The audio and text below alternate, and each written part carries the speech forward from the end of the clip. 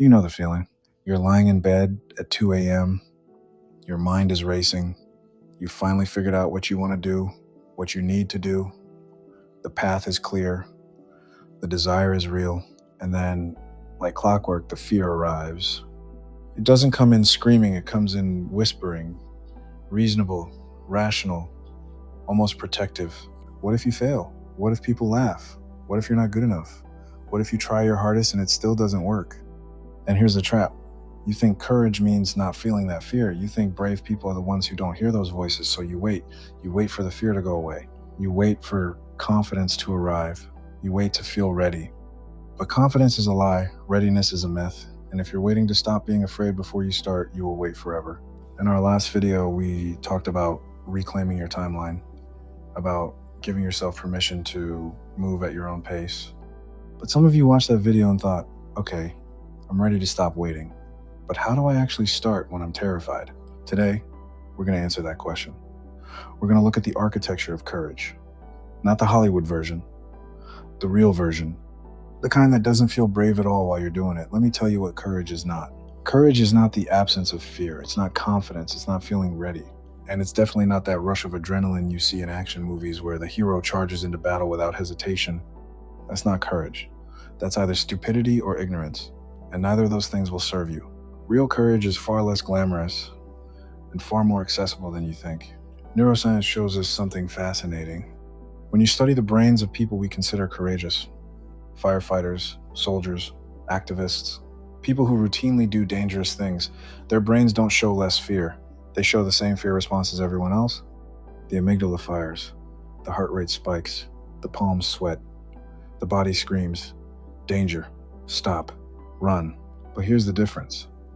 They've trained themselves to act anyway. Courage isn't the absence of the alarm. Courage is hearing the alarm and moving forward despite it. Think about that for a second. That means courage isn't something you're born with. It's not a personality trait that some people have and others don't. It's a skill, a muscle, and like any muscle, it can be trained. But here's where most people get stuck. They try to build that muscle by immediately lifting the heaviest weight. They set massive goals. They try to overhaul their entire life overnight. And when the fear becomes overwhelming, when they inevitably stumble, they collapse, they quit, and they tell themselves, see, I'm just not brave enough. But you didn't fail because you lack courage. You failed because you tried to deadlift 500 pounds on your first day in the gym. So let's talk about how you actually build this muscle, how you train your nervous system to tolerate the discomfort of uncertainty, how you become the kind of person who acts despite the fear. There's a concept in behavioral psychology called the smallest viable step.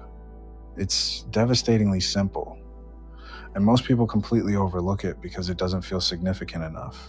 Here's how it works. You look at the thing that's terrifying you, the conversation you need to have, the project you need to start, the change you need to make.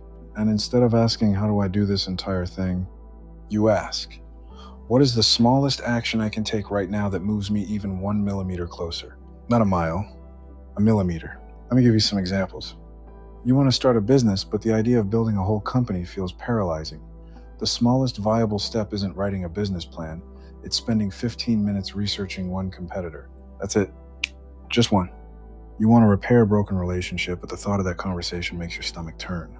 The smallest viable step isn't calling them and pouring your heart out. It's writing down, just for yourself, what you actually want to say. No one has to see it. You're just clarifying your own thoughts. You want to get in shape, but the idea of going to a gym filled with people feels humiliating. The smallest viable step isn't signing up for a membership. It's doing 10 push-ups in your living room right now. Just 10. Do you see what's happening here? You're not trying to conquer the fear. You're trying to prove to your nervous system that the thing you're afraid of won't kill you. Because here's the truth about fear. It's almost always disproportionate to the actual danger. Your brain treats an uncomfortable email like a physical threat. It activates the same fight or flight response it would if you were face to face with a predator. But when you take the smallest step, when you do the tiny thing and survive it, you send a signal to your brain. You say, look, we did it. We're still alive. The alarm was wrong. And that's how you reprogram the system. Not by eliminating fear, but by teaching your brain that it can survive the discomfort. Psychologists call this exposure therapy. Every time you lean into the fear, even slightly, you're weakening its grip. You're building evidence that you're more capable than the fear wants you to believe. So, here's your homework. Not tomorrow, not next week. Right now, what is the smallest viable step you can take toward the thing you're avoiding? And I mean genuinely small. So small it almost feels silly. So small that even in your current state of fear, you could do it in the next 60 seconds. Now do it, before the fear has time to rebuild its argument. But taking small steps isn't enough on its own, because if you don't change the story you tell about yourself, those steps won't compound. They'll just feel like isolated accidents. This is where we need to talk about identity. Right now, you probably have a narrative running in your head. Maybe it sounds like this: I'm the kind of person who overthinks everything. I'm not naturally brave. I'm too anxious, too cautious, too afraid of judgment. And every time you reinforce that story, you make it harder to act. Because actions that contradict your identity feel inauthentic. They feel like you're pretending to be someone you're not. But here's the shift that changes everything. You need to start redefining yourself not by your feelings, but by your actions. Let me explain.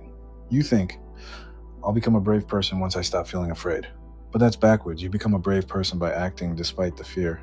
Courage isn't a prerequisite, it's a consequence. So every time you take that smallest step, every time you do the thing, even though your hands are shaking, I want you to say this to yourself. I'm the kind of person who does hard things. Not I'm trying to become. Not I hope to be. I am. Because you are. In that moment. Regardless of how it feels, regardless of how small the action is, you are doing the hard thing. And that makes it true. This might sound like semantics. But cognitive science shows that the stories we tell about ourselves directly shape our behavior. When you shift your identity from I'm afraid to I'm someone who acts despite fear, your brain starts looking for evidence to support that new story.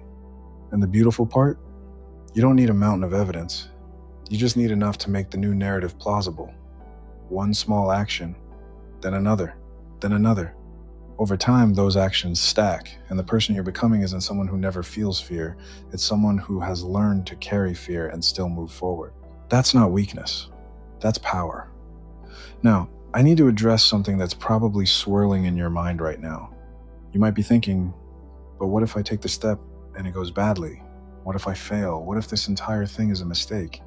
Let me give you the permission slip you're waiting for. You are allowed to fail. You are allowed to try something and have it not work out. You are allowed to look foolish. You are allowed to be imperfect. In fact, let me take it further. You will fail. This will not go perfectly. You will stumble. You will have moments where you doubt everything. And that is not a reason to stop. That is proof that you're doing something real. Because here's what no one tells you about failure. The opposite of success isn't failure. The opposite of success is inaction. It's never trying. It's staying safe and small and wondering what if for the rest of your life.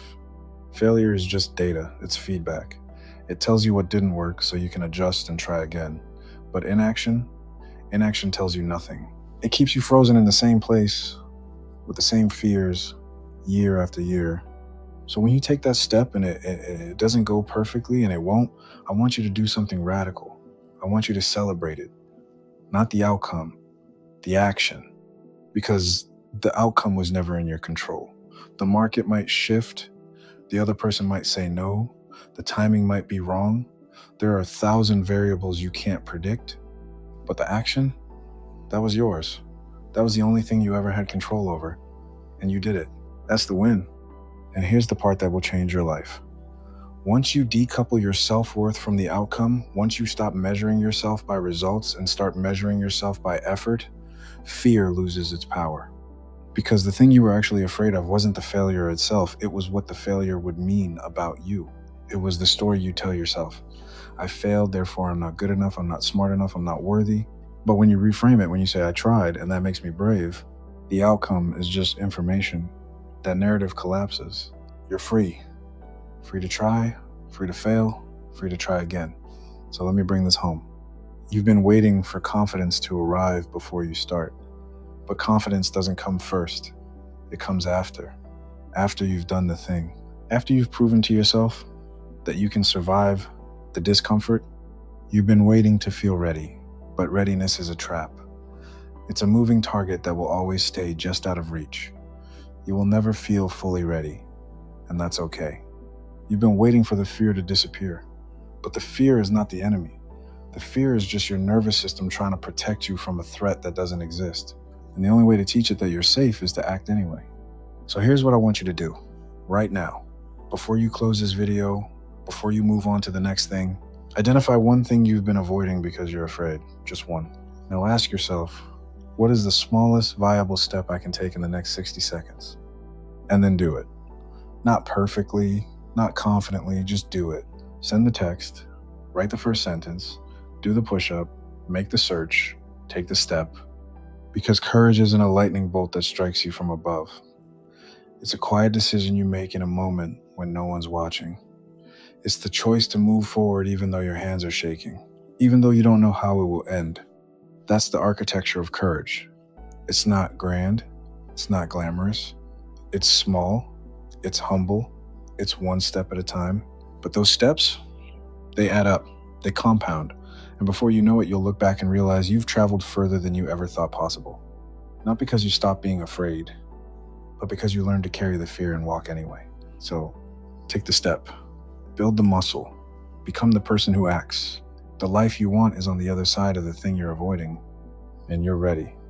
Not because you feel ready, but because you're here, you're listening, you're considering it. That's enough. Now go.